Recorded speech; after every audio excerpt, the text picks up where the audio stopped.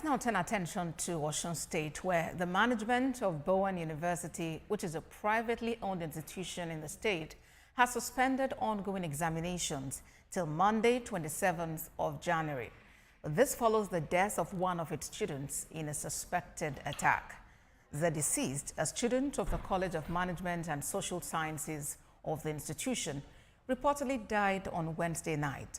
According to a statement by the registrar of the university, the student was seen running towards the staff quarters where he suddenly collapsed and hit his head against the pavement. He was rushed to the university hospital but died there.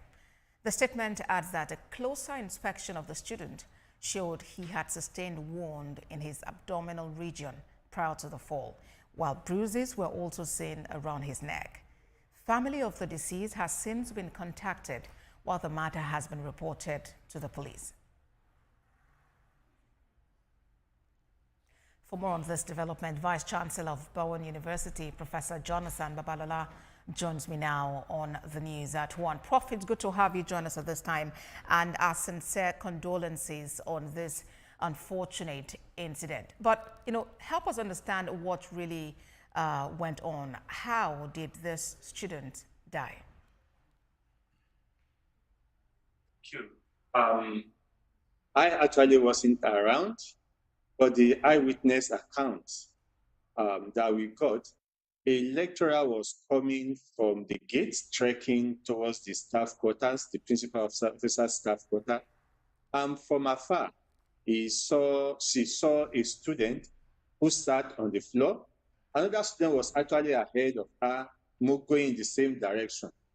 So it was that student that first got to the person that sat on the floor. And he asked the student that sat on the floor, what happened? He said, oh, they are trying to kill me. And the lecturer asked the same question. That other student at that time replied that he said, they are trying to kill me. As at that time, the boy couldn't talk again. So the boy that saw the victim first went around to go and check what was happening. But all of a sudden, probably the deceased sensed probably danger was coming again, stood to run, and unfortunately just staggered and fell against the pavement headlong and became unconscious.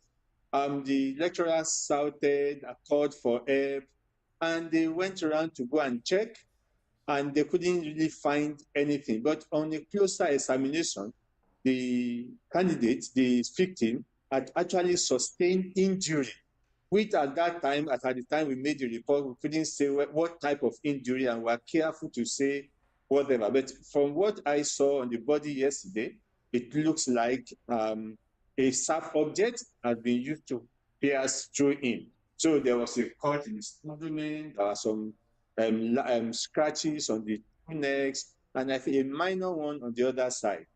So we reported the case. Well, immediately that happened, we were not even searching. What they did immediately was to call for ambulance, who came in with less than 10 minutes.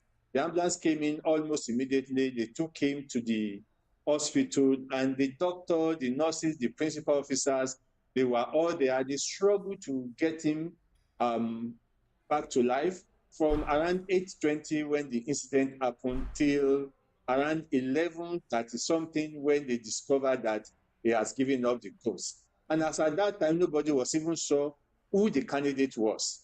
It was during the search of the area, they saw an ID card, and we thought that was the candidate. When they got to the hospital, they went to the hostel rather and find out that the person that has ID card was actually around.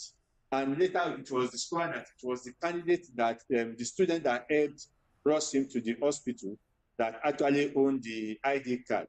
So we have to get student workers from the hostel to come to the hospital to actually identify the candidate before we got to know the candidate. And immediately I was contacted. I had to call the visitor to the university, the pro-chancellor, who eventually informed the parents of the candidate. It's just an unfortunate one. And I think I should add, apparently the attackers were hiding behind the guest house of the university. And I think he walked into them. Probably they were actually waiting for him. And the last thing they discovered that they found his phone about, let's say, 20 meters away from where he was initially. Finally, after the attack, he ran towards the place where they saw him the first time. So, And Prof, when they checked his phone, they discovered that they look at the communication. So he actually went to visit somebody on the old campus, and the person was asking him whether he has reached his hostel or otherwise. So that is the information we have for now. The university has set up an investigating committee, and we've reported the case to the police. It has been incidented, and I think they are now at Osogbo also giving reports. All right, Prof. But do you have any leads as to who the attacker could have been? Because you mentioned earlier that it appeared they were hiding behind the guest house. Because he ran from the guest house to that place, we aren't sure who the attackers was, who they were. From the information we are getting, it could be a planned work from outside. Okay, now talk to us about from security. Some of the information we have not confirmed. Okay, Prof, I hear you. But talk to us about security on campus. Does Bowen University have CCTVs? Okay, the university has CCTV, but most of the CCTV were actually done to monitor the borders of the university to see who is entering, who is not entering, especially the first area that we have behind the university that could not be fenced all around. The main gate and some other places have CCTV. Unfortunately, where the incident happened has no CCTV because it was actually not a road which students turned to a road. So if it has been a road, probably we'll have been able to get information. And the CCTV from Senate building didn't cover that area as well. All right. And as we wrap up the conversation, Prof, have there been any reported cases of cultism in Bowen University? Or from the records, has there been any report made by this victim now of maybe a threat to life? And what exactly is the university management putting in place to prevent a recurrence? This is the first time we are having such an incident. None before now. We've been watching, especially when there was attack all over the country. We reduced the time that a student needs to be back in the hostel from 10 p.m. to 9 p.m. And we don't know for what reason in the last 3-4 weeks, we've been enforcing it. And we even enforce it to the extent that once it is dark, we don't expect a student to walk alone. And we even forbid male and female students walking alone once it is dark.